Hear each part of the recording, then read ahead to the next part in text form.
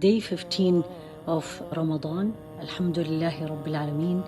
May Allah subhanahu wa ta'ala accept from all of us, Alhamdulillah. May Allah make us of those who are grateful to Him that He gave us life to witness the 2 weeks of Ramadan, helped us to fast, to pray, inshallah, to do more good deeds. 2 questions for everyone, myself included. Have I and you improved our relationship with 2 things?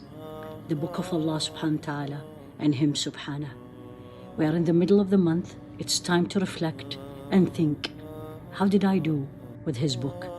How did I do with Him subhanahu? My thoughts, my salah, my dua. And if it is great, much better than I expected, Alhamdulillahi Rabbil Alameen. If it is, for whatever the reason, was not where I wanted it to be, Alhamdulillah, we still have time. There's 2 more weeks. Let's start from today.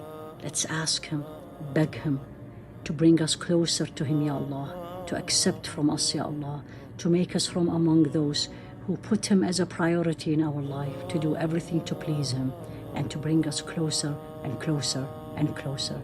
Alhamdulillah, He gave us 2 weeks. Ya Allah, don't deprive us from the next 2 weeks.